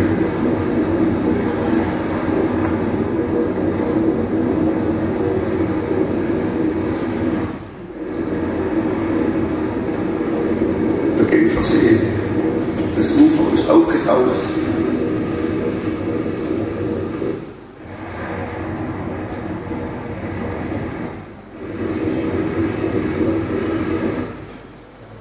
Jetzt sind wir angekommen am Bahnhof in Montreux. Also ich finde, leider Gottes, die Aufnahme ist nicht ganz scharf. Die ist aber scharf, das liegt wahrscheinlich an den Geräten. Auch an dem Beamer, auch nicht so bringen. Das ist katastrophal, also dürfte nicht passieren. Das ist die Familie Schneid hier, die hat einmal ein Baugeschäft. Wieder der Tonspur, Liebe, Wolfreine. In diesem Hotel waren wir untergebracht und weil ich habe die Verbindung damals immer aufgenommen, auch zu den Gemeinden, zu den Verkehrsvereinen und die sind froh, wenn sie etwas bieten konnten und wir wurden dort mit Musikkapelle begrüßt.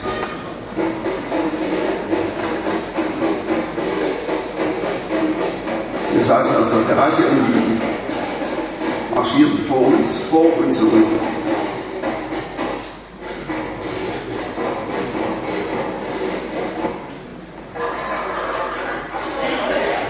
Beim Abendessen, Familie Lehre, dann kommt meine Frau. Das ist die Frau Meier, die Frau Ischke, dann das Ehepaar Schreppler, Buchhandler Müller, dann Reifen Ahlers, der Herr Kopfsperr.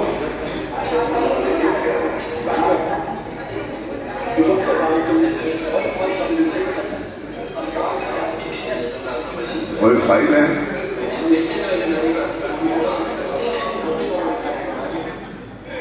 Und jetzt plötzlich Heinz Clement, leitender Angestellter bei der Firma Gustav Ebble, wird durch den Bahnhof gekarrt. Lustig muss sein, wenn Degerlocher reisen, ist immer was los.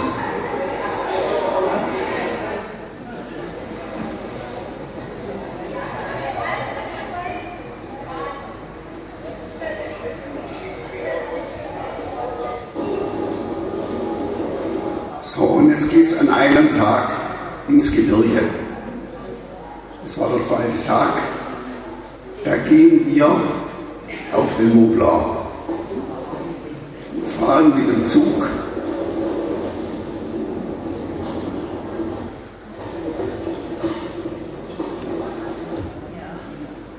nach Chamonix, Schmalspurbahn.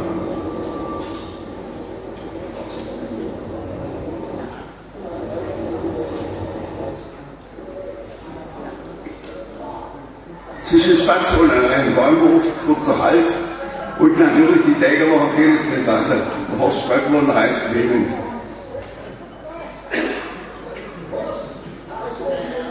Also leider ist die Aufnahme hier, die ist scharf, ich weiß, sie ist scharf, leider Gottes bei dieser Übertragung nicht. Und jetzt kommt es, in Chamonix wurden wir, speziell wir Degerlocher, empfangen von der örtlichen Kapelle. Und als wir an der anderen Seite den Bahnhof verlassen haben, hat sich die Kapelle auf die andere Seite verzogen und hat uns dort noch hinterher gespielt.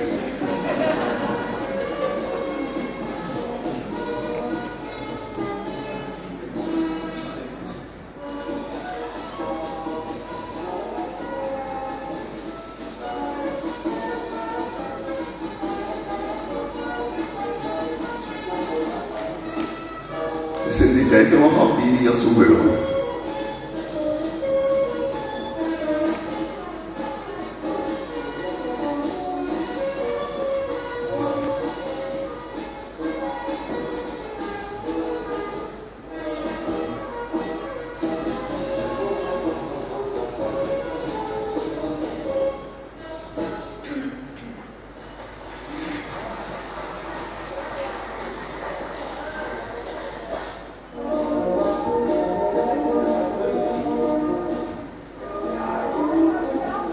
Kurzsperr, einfach auf Mitschnitt, V-Sperr, ein paar Lehrer.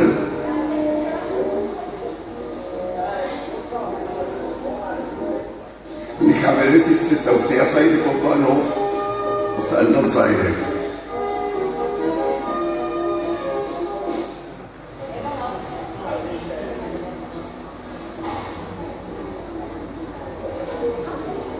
Kurz nach Zeit, bevor die Bergbahn hochfährt zum Aquidemidi, direkt unter dem Noblar, hat man noch Zeit, schön ein paar Souvenirs zu kaufen. Und jetzt geht es hier mit der Bergbahn hoch zum Noblar.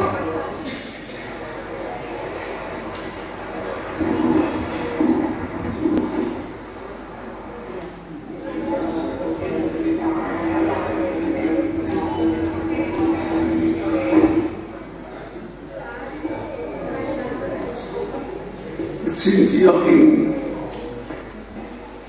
etwa 3100 Meter Höhe. Der Mobler ist ja über 4000 hoch.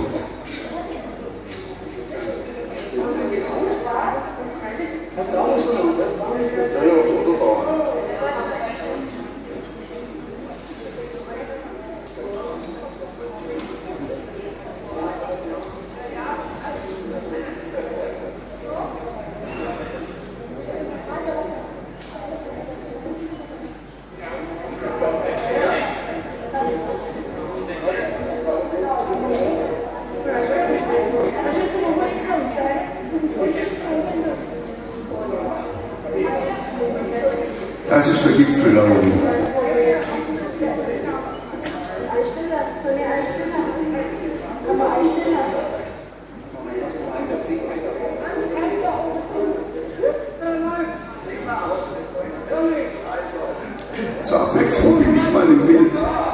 und zeigt den Mont Blanc.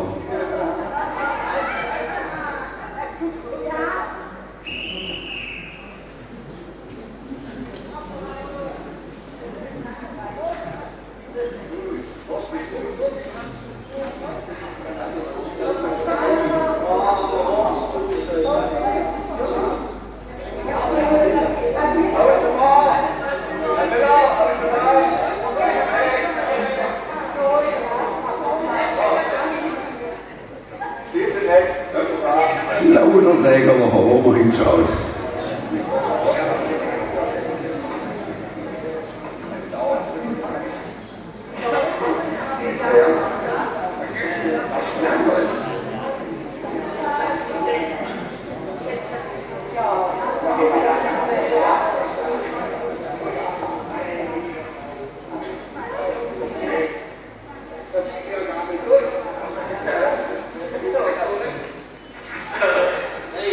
So, und der fotografiert, es fragt sich nur, wen und was der fotografiert.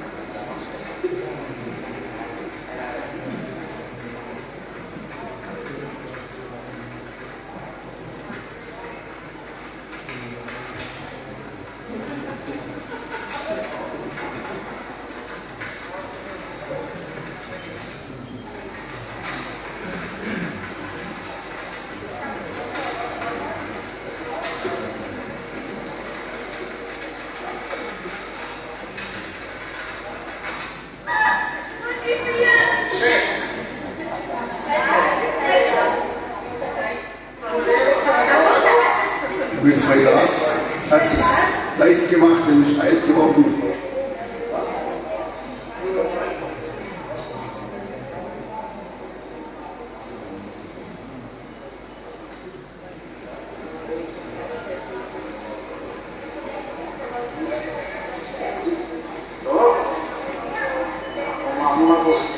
Familie Schneid, Baugeschäft Schneid.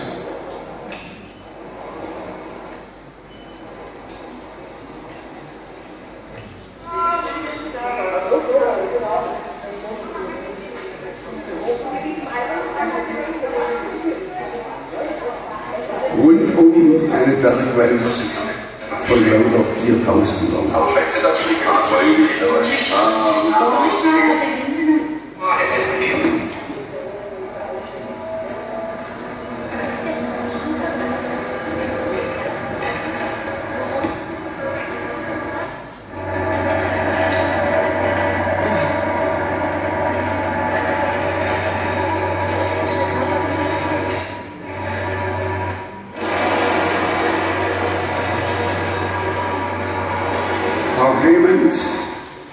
In der Gondel, wir sind dann um den Mont Blanc gefahren mit dieser Querverbindung und dann mit der Sandbahn wieder runter nach Comayeur, das ist die italienische Seite, und von dort zurück mit dem Bus und Bahn.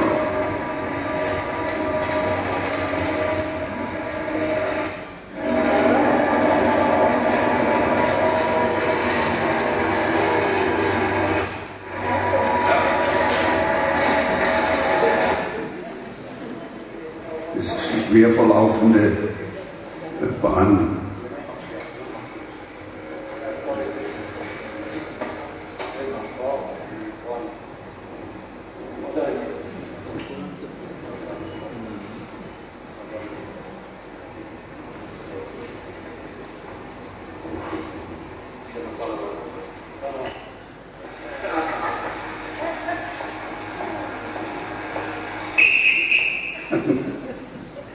Und jetzt in Ordnung, diese Luft. So, gut.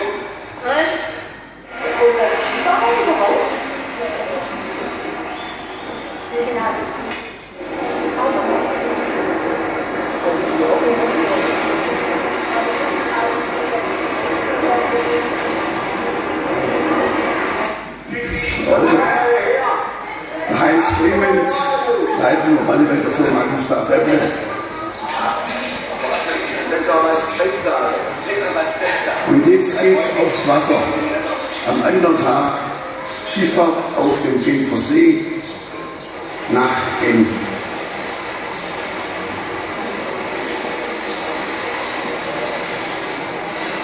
Und da sind wieder fast diese 200 Degerlocher auf dem Schiff.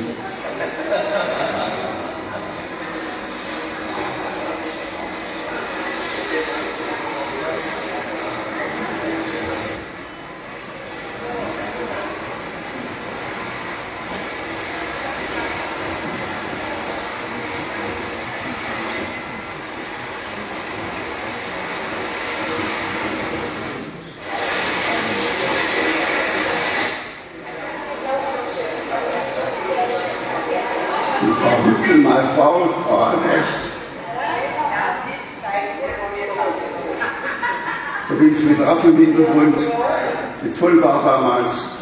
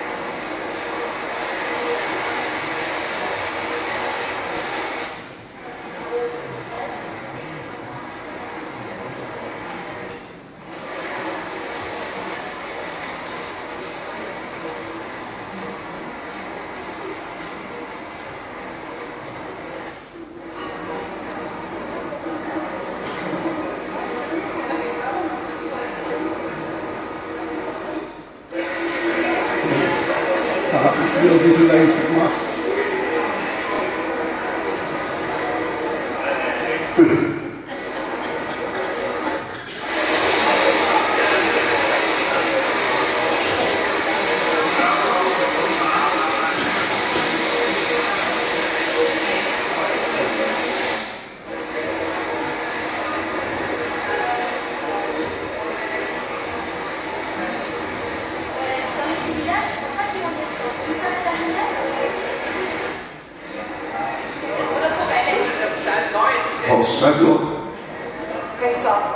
Das bin ich.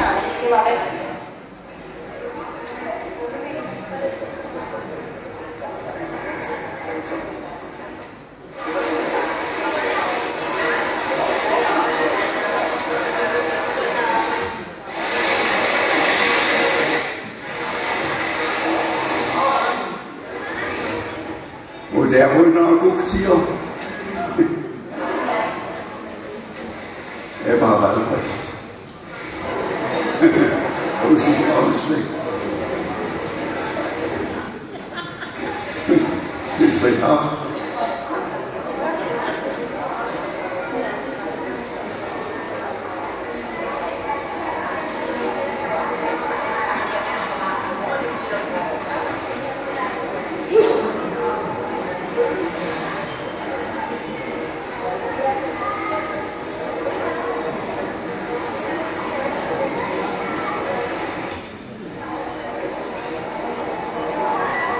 So, und jetzt erreichen wir dann Genf.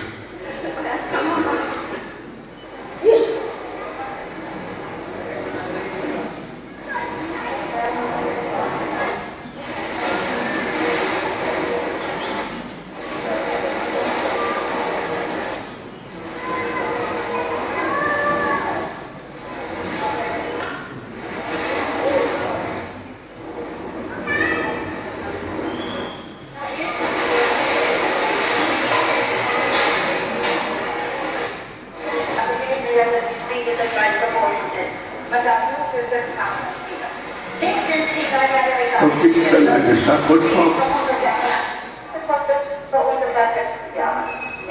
vorbei an lauter wichtigen Gebäuden.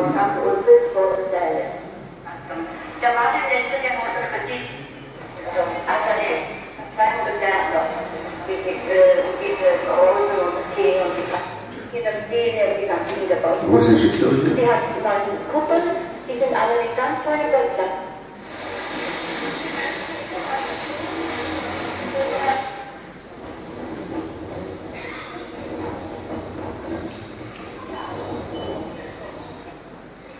Am Geburtstag von Pierre Coubertin, dem Gründer der Olympischen Spiele. Große Bühne von 1500 Personen können dort stehen. Rechts davon das Rasenmuseum, dort sind verschiedene Fotografen enthauptet, weil er die Freiheit von der Stadt verteidigt. Diesen Schleusen rendiert die Höhe von See. Hier fließt die Ruhe aus dem. Da sehen Sie nochmals die Russerinsel, Zunge unter diesen Bäumen, wo den ab.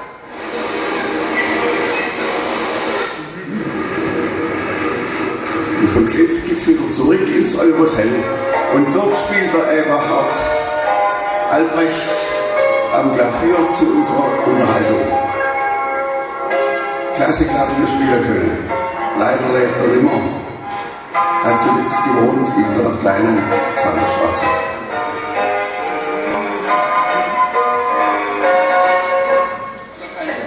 So, und jetzt geht's mit dem Luxuszug, mit dem Mob, dann am Oberalpbahn geht's ins Emmental.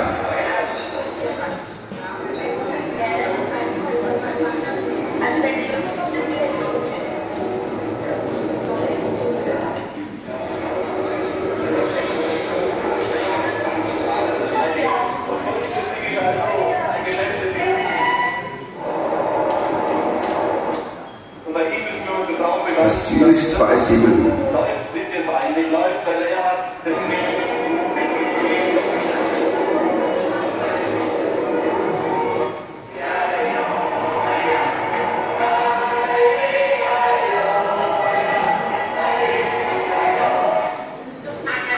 Und jetzt geht es lustig zu.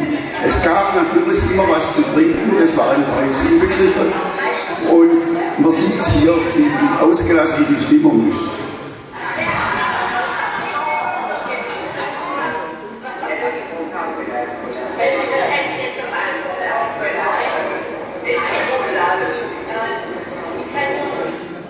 Leider Gottes sind die Aufnahmen, ich bin ganz enttäuscht, wie unscharf die hier wiedergegeben werden. Sie sind nämlich gesprochen scharf.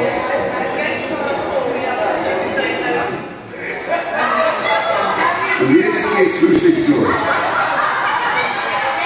Aber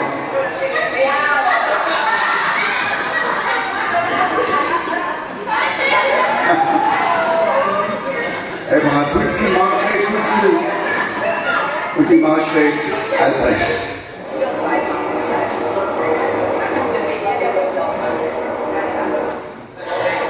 Was der Alkohol so alles bedeutet.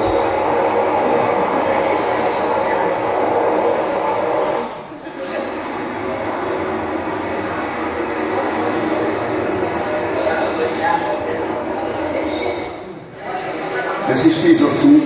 Da sind wir jetzt angekommen in 2,7 und jetzt kommt noch zum Schluss eine kleine Attraktion, eine Fahrt ins Emmental auf den Pferdekutschen. Jetzt müssen die ganze Degerlocher auf den Kutschenwagen aufsteigen.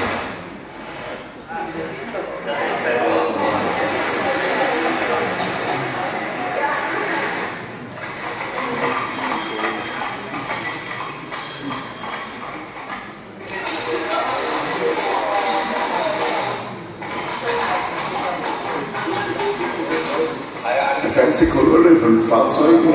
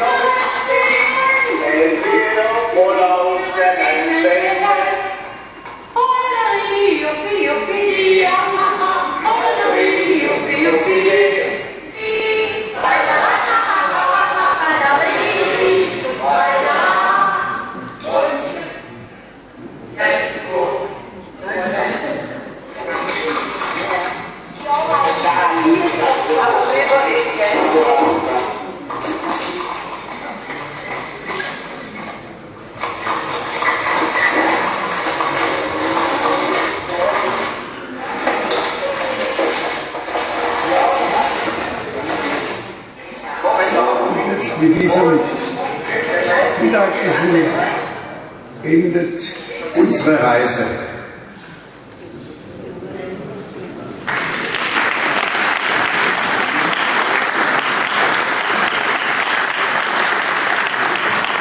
Und damit auch unser Filmabend. Und wir werden euch sicher in einem halben Jahr wieder etliche Filme, die Degerlocher betreffen, zeigen können. Gut, also, das war fast das Ende.